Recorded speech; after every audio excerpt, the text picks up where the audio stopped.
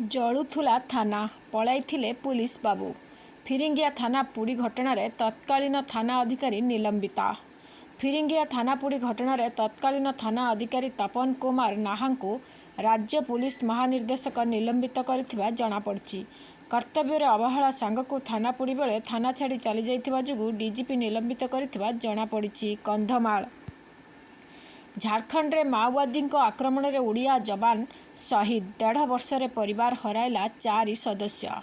ଝାଡ଼ଖଣ୍ଡରେ ଗତକାଲି ସକାଳେ ମାଓବାଦୀଙ୍କ ଆକ୍ରମଣରେ ସିଆର୍ପିଏଫ୍ ଯବାନ ତଥା ଓଡ଼ିଆ ପୁଅ ସୁଶାନ୍ତ କୁମାର ଖୁଣ୍ଟିଆ ଶହୀଦ ହୋଇଯାଇଛନ୍ତି।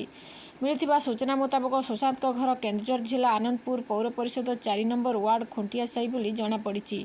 ଗତକାଲି ସକାଳେ ଝାଡ଼ଖଣ୍ଡର ପଶ୍ଚିମ ସିଂହପୁର ଜିଲ୍ଲାରେ ଗୋଇଲାକେରା ପୋଲିସ ଷ୍ଟେସନ ଅନ୍ତର୍ଗତ ହାତୀପୁର ଜଙ୍ଗଲରେ ସିଆର୍ପିଏଫ୍ 60 ବାଟାଲିୟନ ଯବାନମାନେ ସର୍ଚ୍ଚ ଅପରେସନ କରୁଥିବା ବେଳେ ନକ୍ସଲମାନେ ଆଖିବୁଜା ଗୁଳିଚାଳନା କରିଥିଲେ। ଆଉ ଯବାନମାନେ ମଧ୍ୟ ଆକ୍ରମଣରେ ଜବାବ ଦେବାକୁ ଗୁଳି ଚଳାଇଥିଲେ। ତେବେ ନକ୍ସଲମାନଙ୍କ ଗୁଳିମାଡ଼ରେ ସିଆର୍ପିଏଫ୍ର 2 ଜଣ ଯବାନ ସୁଶାନ୍ତ କୁମାର ଖୁଣ୍ଟିଆ ଓ ମୁନା ଯାଦବ ଗୁରୁତର ହୋଇପଡ଼ିଥିଲେ। ତେବେ ଯେଉଁ ରହିଛନ୍ତି ସୁଶାନ୍ତ, ତାଙ୍କ ପରିବାରରେ ବର୍ତ୍ତମାନ 4 ଜଣ ସଦସ୍ୟ ପ୍ରାଣ ହରାଇଲେଣି 1.5 ବର୍ଷରେ। କାହିଁକିନା ଆଗରୁ ବି ଜଣେ ତାଙ୍କର ବଡ଼ ଭାଇ ରହିଥିଲେ, ସିଏ ବି ସେଇ ଯବାନ ଥିଲେ, ସିଏ ବି ସେଇ ଗୁଳିମାଡ଼ରେ ହିଁ ପ୍ରାଣ ହରାଇଥିଲେ। ତାଙ୍କ ବାପା ବି କିଛି ଦିନ ହେବ ତାଙ୍କର ଦେହ ଖରାପ ହୋଇଥିଲା, ସେଥିପାଇଁ ପ୍ରାଣ ହରାଇଛନ୍ତି। ତାଙ୍କର ଆଉ ଜଣେ ବଡ଼ ଭାଇ ମଧ୍ୟ ତାଙ୍କର କ୍ୟାନ୍ସର ହୋଇଥିଲା, ତ ସିଏ ମଧ୍ୟ ଜୀବନ ହରାଇଛନ୍ତି। ଆଉ ପୁରୁଷ ଶୂନ୍ୟ ହୋଇଯାଇଛି ସୁଶାନ୍ତଙ୍କ ପରିବାର। ଲୋକସେବା କାର୍ଯ୍ୟ ପରିଚାଳନାରେ ଗୁରୁତ୍ୱପୂର୍ଣ୍ଣ ଭୂମିକା ନିର୍ବାହ କରୁଛନ୍ତି 5 ଓଡ଼ିଆ ଅଧିକାରୀ। ସେନାର ସମର୍ଥନ ବିନା ସରକାର ଚଳାଇବା ଅସମ୍ଭବ। ସେହବାଜ ସରିଫ ବରପାଲିରେ ଗଙ୍ଗାଧର ସ୍ମୃତିପୀଠରେ ହେବ ରୂପାନ୍ତର, ମୁଖ୍ୟମନ୍ତ୍ରୀ ମଞ୍ଜୁର କଲେ 2 କୋଟି ଟଙ୍କା। ବରଗଡ଼ ଘୂର୍ଣ୍ଣ୍ୟ ଭାଷଣ ଗ୍ରହଣୀୟ ନୁହେଁ, ଘୂର୍ଣ୍ଣ୍ୟ ଭାଷଣ ମାମଲାରେ ତଦନ୍ତ ପାଇଁ କମିଟି ଗଠନ କରିବାକୁ କେନ୍ଦ୍ର ସରକାରଙ୍କୁ ନିର୍ଦ୍ଦେଶ ଦେଲେ ସୁପ୍ରିମକୋର୍ଟ। ବାଲଗାର୍ଲ ଶୁଭଲକ୍ଷ୍ମୀ ଆତ୍ମହତ୍ୟା ମାମଲା, ପରିବାର ସହ ବନ୍ଧୁ ବାରର କର୍ମଚାରୀଙ୍କୁ ପଚରାଉଚରା ଶେଷ, ତଦନ୍ତ ଜାରି। ଭୁବନେଶ୍ୱର ଡିସିପିଙ୍କ ପ୍ରତିକ୍ରିୟା। ବାରଗାର୍ଲ ଶୁଭଲକ୍ଷ୍ମୀ ଆତ୍ମହତ୍ୟା ମାମଲାର ପ୍ରତିକ୍ରିୟା ରଖିଛନ୍ତି ଭୁବନେଶ୍ୱର ଡିସିପି ପ୍ରତୀକ ସିଂ।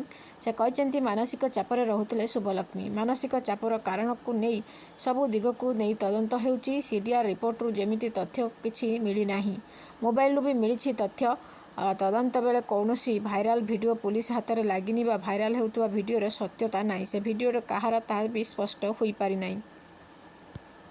ଓଡ଼ିଶାରେ ମେଡିକାଲ ପଢ଼ା ପାଇଁ ନାମଲେଖା ଜାରି, ପ୍ରଥମ ପର୍ଯ୍ୟାୟରେ 452 ସିଟ୍ ଖାଲି।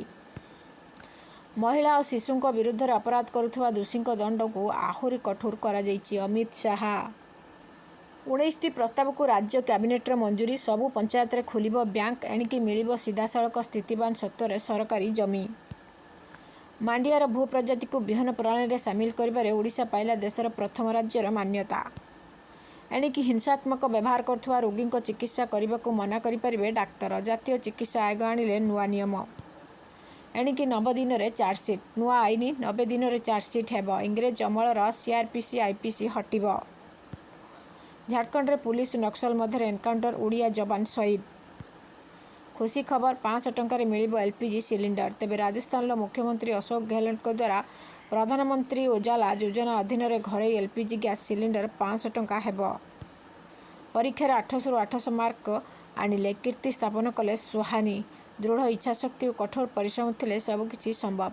ଏହାକୁ ପୁଣି ଥରେ ପ୍ରମାଣ କରି ଦେଖାଇଛନ୍ତି ବିହାର କିଶନଗଞ୍ଜର Suhani Jain. Delhi university Shriram college of କମର୍ସର ପ୍ରବେଶିକା ପରୀକ୍ଷାରେ 100% ନମ୍ବର ରଖି ପୁରା ଅଞ୍ଚଳ ପାଇଁ ଗୌରବ ଆଣିଛନ୍ତି। ପିଏମ୍ କିଷାନ ଯୋଜନାକୁ ନେଇ ବଡ଼ ଅପଡେଟ୍, 15ତମ କିସ୍ତିକୁ ନେଇ ଗୁରୁତ୍ୱପୂର୍ଣ୍ଣ ନିଷ୍ପତ୍ତି ନେଲେ ସରକାର।